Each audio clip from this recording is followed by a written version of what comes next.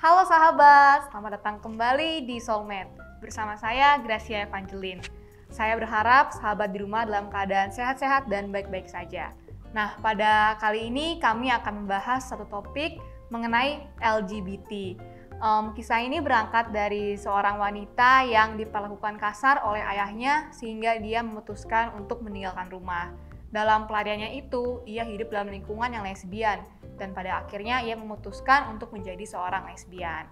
Oke, telah bersama saya di sini teman saya Herdi dan juga Bang Parna sebagai pelayan anak muda dan Bang Rapi sebagai pendeta muda di gereja ini. Shalom, Bang. Shalom. Kali ini topiknya sangat menarik ya karena lagi rame nih di tengah-tengah sekarang ini mengenai LGBT. Nah, saya mau nanya dulu nih untuk Herdi. Ya. Herdi punya nggak sih kenalan yang dia tuh seorang LGBT? Punya. Dia menceritakan ke kamu atau gimana kamu taunya? Dia menceritakan langsung kalau dia adalah penyuka sesama jenis. Terus respon kamu gimana? Biasa aja karena ya itu haknya dia kan. Kita nggak bisa menghakimi dia, biarlah itu menjadi salib yang dia pikul sendiri. Karena ya saya ngerasa saya juga berdosa gitu. Itu mungkin itulah dosanya dia. Kalau dari Bang Parna punya kenalan yang LGBT atau enggak? Belum pernah sih, belum pernah berteman orang seperti itu. Belum pernah. Ya. Nah, berarti sekarang saya mau nanya nih ke Bang Rapi. Sebenarnya LGBT itu boleh nggak sih? Atau nggak ada nggak ayatnya yang benar-benar menyatakan ini tuh salah di mata Tuhan? Iya. Jadi kita harus selalu mendasarkannya dengan kebenaran firman kan, karena dasar satu-satunya, fondasi satu-satunya dalam hidup kita adalah firman Tuhan. Di dalam firman Tuhan jelas dituliskan bahwa perbuatan LGBT itu adalah dosa, ya. Misalnya saya membaca di Imamat pasal 18 ayat 22 dari terjemahan bahasa Indonesia sehari-hari dikatakan begini, bahwa orang laki-laki tak boleh bersekutu dengan orang laki-laki. Allah membenci perbuatan itu. Kemudian di dalam Roma pasal 1 ayat 26 sampai 27 dikatakan begini, bahwa karena manusia berbuat demikian, maka Allah membiarkan mereka menuruti nafsu mereka yang hina. Wanita-wanita mereka tidak lagi tertarik kepada laki-laki seperti yang lazimnya pada manusia, melainkan tertarik kepada sesama wanita. Lelaki pun begitu juga. Mereka tidak lagi secara wajar mengadakan hubungan dengan wanita, melainkan birahi terhadap sesama lelaki. Laki-laki melakukan perbuatan yang memalukan terhadap sesama laki-laki, sehingga mereka menerima pembalasan yang setimpal dengan perbuatan mereka yang jahat itu. Jadi Alkitab dengan gamblang mengatakan bahwa aktivitas LGBT ini merupakan perbuatan dosa dan dilarang oleh Tuhan. Tapi gimana kalau misalnya kita bicara hormon, Bang? Misalnya memang udah ada bawaan mereka dari lahir kalau mereka kayak penyuka sesama jenis, nggak tertarik secara seksual dengan lawan jenis.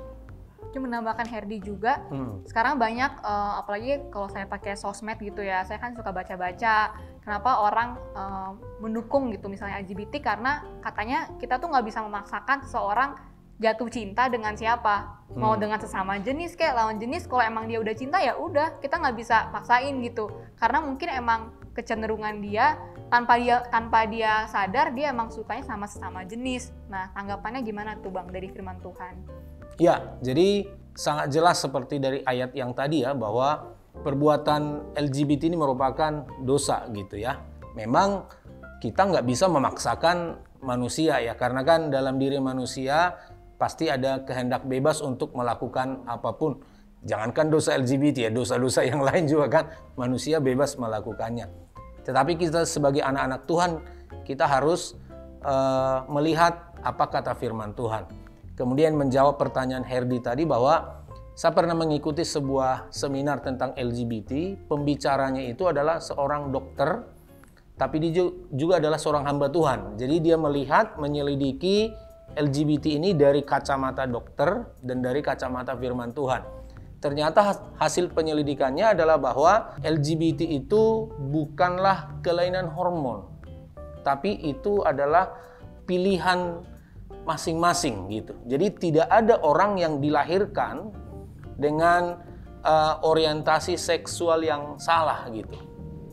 Tetapi itu murni karena pilihannya dia untuk melakukan perbuatan itu. Gimana kalau yang udah lahir, ada beberapa kasus Bang, kalau misalnya cewek kan dapat kromosomnya itu XX, kalau laki-laki itu X dan Y. Dan ada beberapa kasus yang dia kelebihan hormon X, jadi XXY. Itu gimana Bang? Jadi yang kelebihan hormon X ini, dia tuh cenderung ke yang lebih feminim, nggak maskulin gitu-gitu Bang.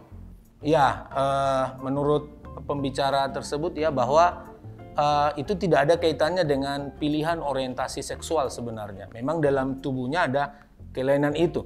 Tetapi untuk pilihan orientasi seksual itu nggak ada hubungannya gitu. Jadi itu murni karena memang dia memilih untuk orientasi seksual yang salah gitu. Berarti orientasi seksual ya Bang, karena kalau menurut saya misalnya cinta dan kasih itu nggak memandang jenis sih, nggak, karena bisa aja saya mencintai bapak saya gitu kan, itu tapi kan itu bukan sesuatu yang berdosa gitu kan. Ya iyalah.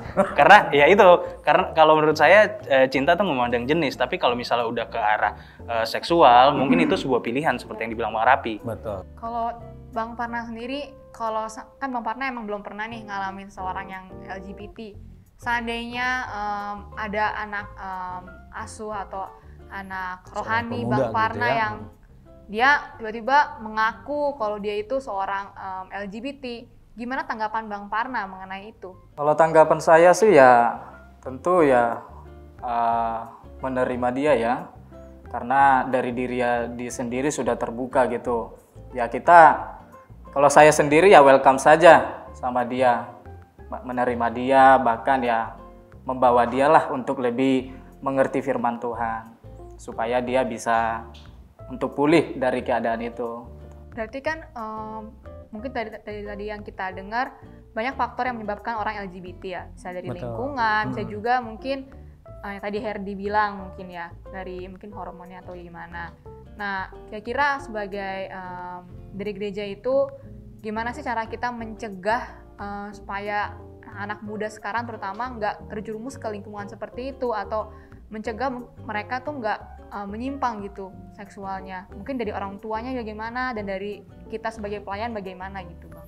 Ya, yang pertama kita harus mengedukasi anak-anak muda ya bahwa perbuatan LGBT ini adalah perbuatan dosa. Ya, itu harus tahu dulu gitu. Yang kedua, saya melihat bahwa orang-orang yang terlibat di dalam LGBT itu karena memang dari awalnya mereka kekurangan kasih sayang.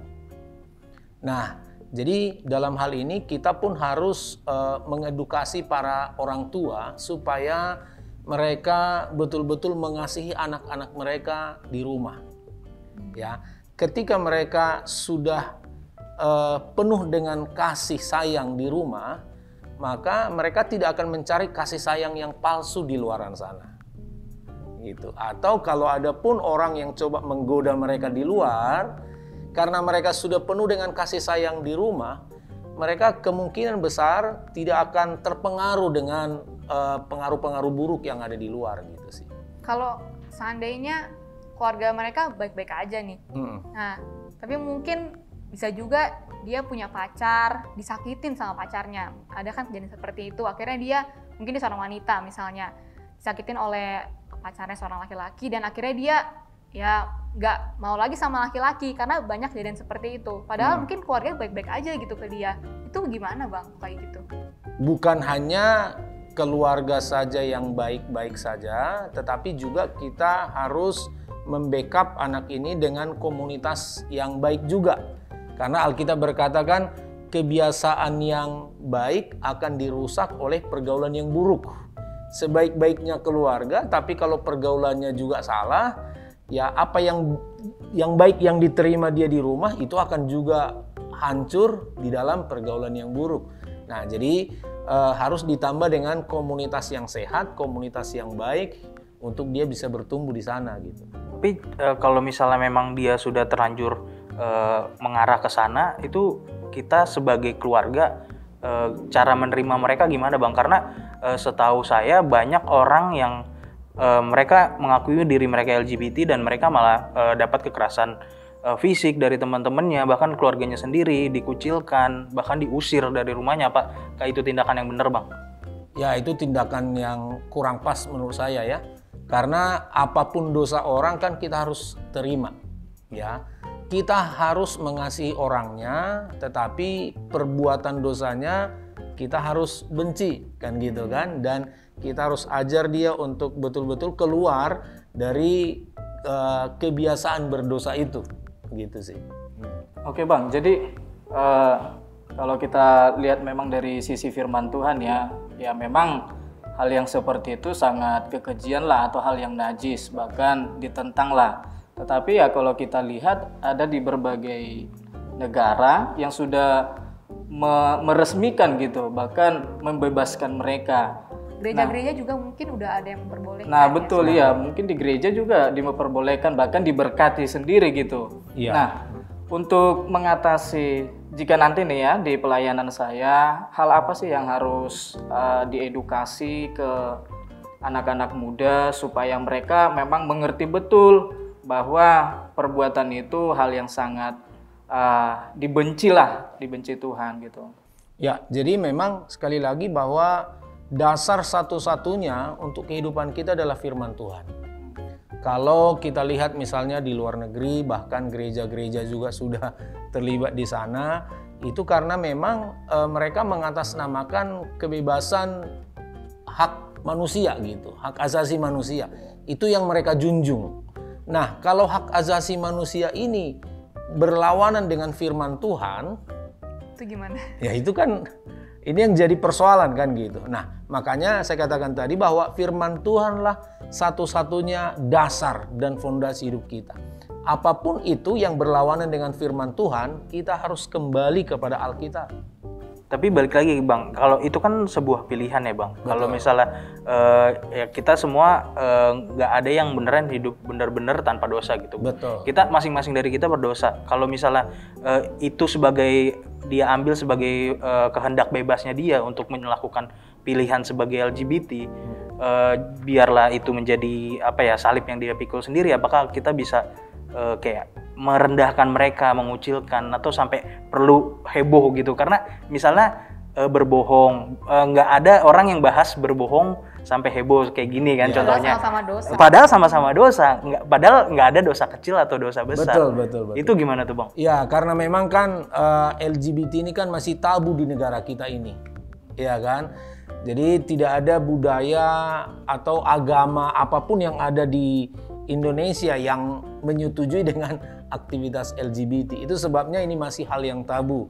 Dan ketika ada orang yang melakukan itu jadi sorotan gitu, jadi viral kan. Seakan-akan dosa yang paling itu dia. Ini jahat ya Bang. Jadi bagi saya sih ya kita harus memandang dosa itu sama dalam artian dosa ini besar, dosa ini kecil, nggak boleh begitu. Jadi kita harus menerima semua orang dalam keadaan apapun dosa mereka. Kita harus terima, ya, kita harus layani, kita harus mengasihi semuanya, ya. Dan usaha kita, upaya kita adalah untuk membawa mereka keluar dari dosa yang mengikat mereka gitu. Berarti kalau kayak gitu pandangan gereja gimana Bang? Pandangan gereja jelas bahwa mengasihi orang yang berdosa termasuk LGBT. Berarti nggak ada penolakan dari gereja nggak ada Misalnya penolakan. Saya LGBT, saya mau datang ke gereja, jangan, nggak ada kayak gitu ya Bang ya? Tuhan aja menerima semua orang berdosa kan. Masa kita lebih dari Tuhan kan gitu. Iya, Justru kita harus ya mewujudkan kasih Kristus itu untuk merangkul semua orang apapun dosa mereka. Ya, tapi di dalam gereja kita harus mendidik, kita harus mengajar jemaat, anak-anak muda bahwa ini dosa loh, kita harus hindari, kita harus jauhi gitu kan. Jadi sekarang kalau misalnya kita punya temen yang kayak dia seorang LGBT, kita kan bukan ahli yang benar-benar mengerti kenapa orang tuh seperti itu ya. Apa yang kita harus lakukan gitu? Mungkin maksudnya mereka kadang nggak mau digurui gitu kan, bener kan? Mungkin mereka tuh justru kalau digurui tuh kayak emang lu paling bener apa? Iya. Emang lu Emang paling kalian nggak suci? berdosa? Emang nggak pernah ada dosa gitu. Nanti mereka akhirnya malah menjauh dan kita akhirnya nggak bisa reach mereka gitu. Jadi kira-kira gimana sih kita dapat merangkul mereka kembali ke dalam kebenaran Tuhan? Kalau menurut saya sih kita datang sebagai seorang sahabat yang setara dalam artian kita jangan datang dengan posisi yang lebih tinggi. Kalau kita lebih tinggi kan cenderung nanti menggurui. Tapi kita datang dengan kita setara dengan dia, sama-sama orang berdosa, sama-sama mau belajar firman Tuhan. Yuk kita sama-sama belajar, yuk saya juga orang berdosa kok. Tapi mari kita semangat untuk meninggalkan semua dosa dan apapun yang dibenci Tuhan, kan gitu. Saya pikir kalau kita datang dengan semangat itu, dia pasti welcome lah sama kita gitu ya. Oke, kalau gitu berarti intinya orang yang LGBT itu salah di mata Tuhan. Betul. Tapi bukan berarti kita mengucilkan mereka. Betul. Kita tetap kita benci dosanya, bukan membenci orangnya. Setuju sekali. Gitu ya. Oke, kalau kayak gitu berarti mungkin nanti Bang Parna juga kalau ada yang anak muda seperti itu berarti diterima ya Bang, masuk gereja, ditolak. Karena Tuhan Yesus sendiri menerima orang yang berdosa, masa saya sendiri enggak gitu ya.